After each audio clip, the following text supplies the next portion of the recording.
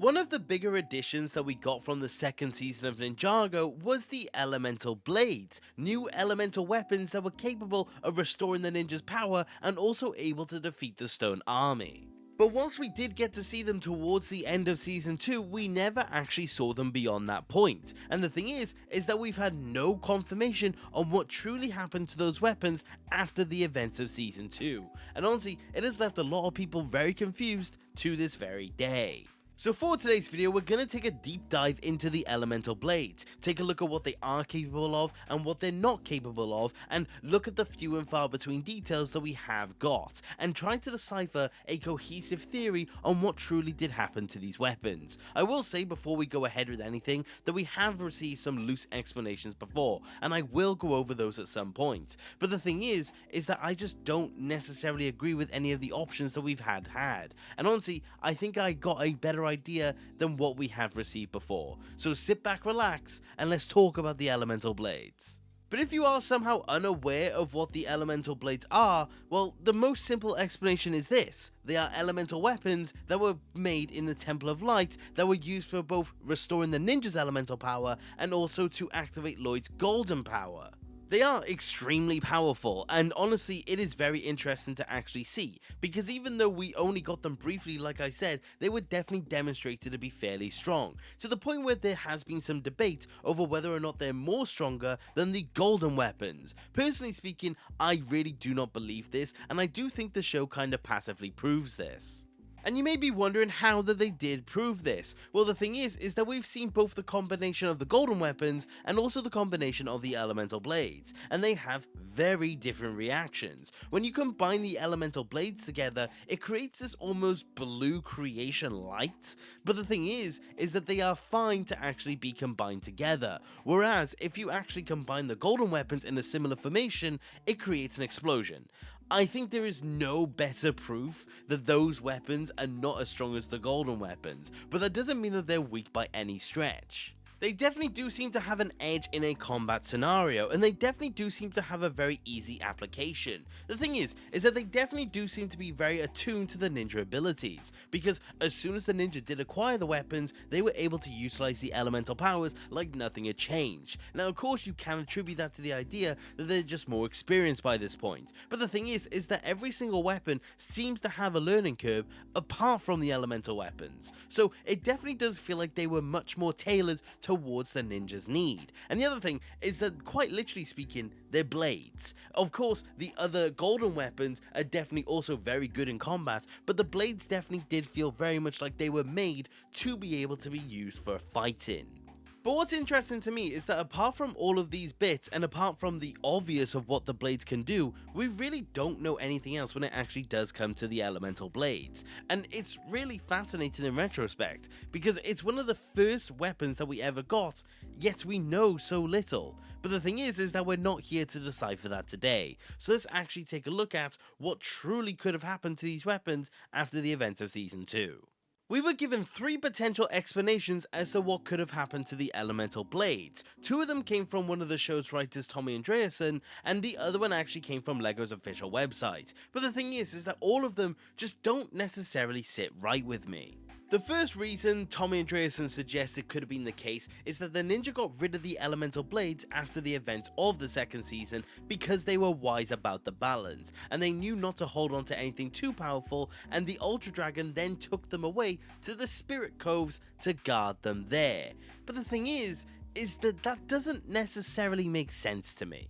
I understand where this explanation comes from. It's a callback to the fact that the Ultra Dragon, obviously when it was the 4 separate dragons, they were the guardians of the golden weapons, and I do like it for that fact. But the thing is that none of it inherently actually makes sense when you do take a look at it. For one, if the whole idea is that the Ultra Dragon was meant to guard the elemental blades, he's not exactly doing a good job at it, because he near enough immediately would have had to have left them at the Spirit Coves to be able to go to Lloyd for the events of the Green and Gold Short to actually take place. And then of course eventually he goes back to the first realm, so it would have meant that the elemental blades would have gone completely unguarded, and in my opinion that just simply would not have been the case. And the other aspect of this being the concept of maintaining the balance still doesn't make sense to me, because the balance doesn't rely on the elemental weapons being in a certain place at a certain time. The thing is that the power still exists and the balance would still remain regardless of where they are and who possesses them. So it's not exactly like the balance would have been different dependent on their location. And anyways, even if the weapons were still in existence, the thing is that when the Ninjoids and the Overlord attacked, the thing is that the ninjas should have naturally just gone and got those weapons back. So by all accounts, this explanation just doesn't work for me. There's just too many holes, and every single aspect of it breaks down as soon as you consider evidence that we do know for a fact is the case. So as it stands, I don't like this first idea. Tommy's second explanation as well just doesn't really work in a lot of different ways for me. He says that the Blades could have lost their power after the Overlord was defeated, and after Lloyd defeated the Overlord and purged Ninjago of the dark matter, the Blades were seen deactivated on the ninjas' backs. And again, this really doesn't work because all of this can be countered. For one, citing the evidence being that the weapons were deactivated on the ninja's back just simply doesn't make sense, because the scene that is in question here is just simply how the blades sit before and after the final battle took place. So by all accounts, it's not exactly a case of they have no power, because there's virtually no difference in how the weapons look. If there was a difference, I'd be in agreement, but the thing is that there's just nothing to suggest that this is the case.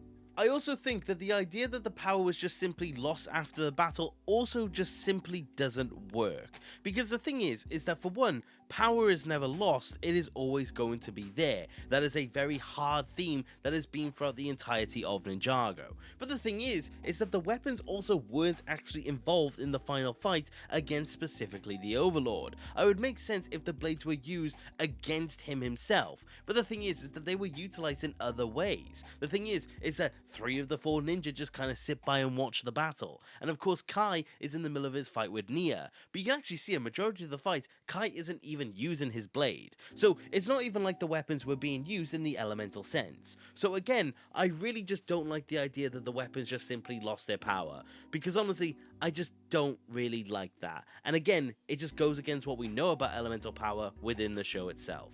And the last one, which was the LEGO website's definition of what happened, is honestly probably the worst one of the bunch, because the description says that a super fan of the ninja found the blades and tried to open his own Ninjago museum. And the thing is that we see the blades on the ninja's back after the event of the battle, so I don't really think I need to say too much more about that one. I think that's just a quick explanation roped up by someone who just didn't really know the show. So to be honest, this one doesn't really need too much beyond that point. But those are the 3 explanations that we were given in terms of the elemental blades, and I do think my reason as to why they're all not the case is fairly sound. So you may be wondering what my theory is as to what happened to the elemental blades and what constitutes my own theory. And that's the thing, it's kind of everything that I was shown here to be the case. For one, it has to be the case that the ninja still had the elemental blades at the end of season 2. It has to take into account that the weapons are simply just no longer usable and they are just completely inaccessible in any capacity. It also relies on the idea that there's a valid reason for them to no longer be there per that reason. It's just not simply a case of they're beyond reach by any form. And the last thing, it has to take into account that all of that elemental power has to be somewhere, because all of that power had to be transferred somewhere and into something, because simply put, that power just cannot be destroyed. So what is the explanation? And that explanation you may initially find a bit weird, but as I explain it to you, I do think I can convince you of this point. And that's the thing, I think the elemental blades were drained of their elemental power, and I think more specifically, they were put into Lloyd. And you may be wondering why that needs to be the case, but I really do think that there is a reason for this. For one, this does completely explain how the elemental blades were just completely inaccessible, whilst also taking into account that the power needed to be somewhere. Like I said, we needed a reason for the blades to not be usable, and if the powers were completely drained out of them, that would make sense. And then following along with that, it does take into account where those elemental abilities actually went, and it does make sense when you think about Lloyd from season 3.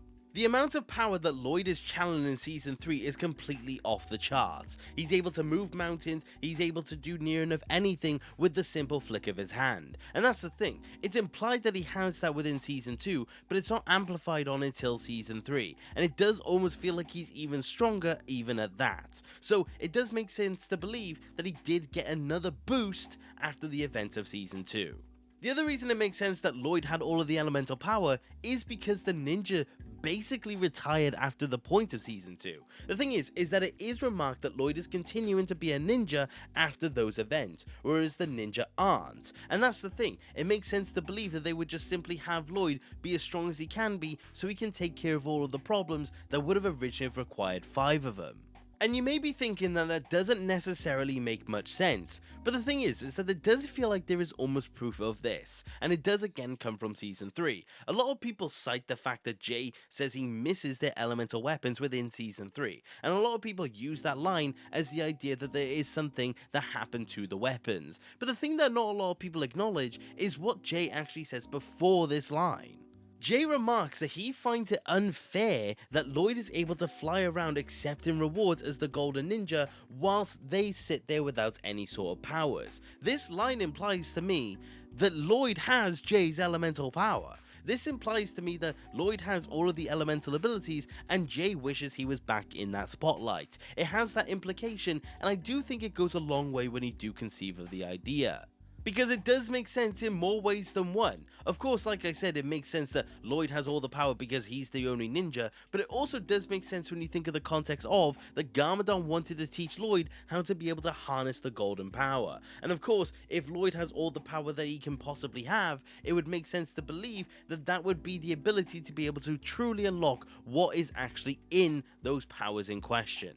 You could even take this theory one step further and apply it to when the ninja get their elemental powers back during the event of Season 3. Lloyd is able to comfortably split out the full elemental roster when it does come to all of the ninja. They're able to get their full scope of powers back just from Lloyd. And that's the thing, a lot of people often apply that to when they sense Lloyd's powers in Season 2. But that's the thing, if you look at it in the most binary sense possible, Lloyd actually had a split version of all of those elemental power. Of course, Kai, Cole, Zane and Jay did send their powers in, but of course they still needed enough power for them to be able to utilize them themselves. But in this case, it seems to be that it was the full spectrum there and then. So what if this theory is the case? What if Lloyd had the entire elemental ability of fire, earth, ice and lightning, and that is how he was able to split it back out?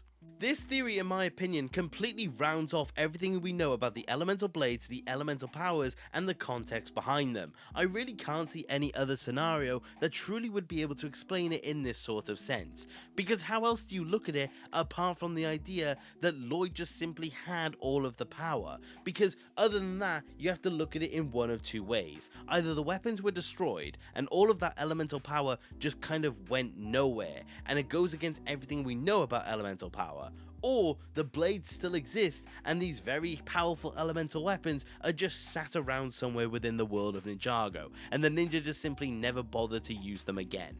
So if you do look at it in that sense, you have to look at it in the sense that the power almost transformed, and where better place than in the Golden Ninja. And also, there is no other known source of elemental power at that point in time. So personally speaking, I really do like this theory. But this is where I want to pass it off to you guys, because I would love to know your opinion on this theory and where the elemental blades truly went, because I think that's where the powers went and the hilts were simply just put away into storage. I don't think there's anything better to say other than that, and I really do think this theory does have some backing to it. But this is where I do want to know your opinion. Do you agree or do you disagree? Do you prefer the other explanations that we did get, or do you have an explanation for yourself? I would love to hear what you guys have to think about it, because it's one of Ninjago's oldest mysteries, and I really don't think it will get solved anytime soon. But like I said, I really do think I have something here, and I would love to know what you think.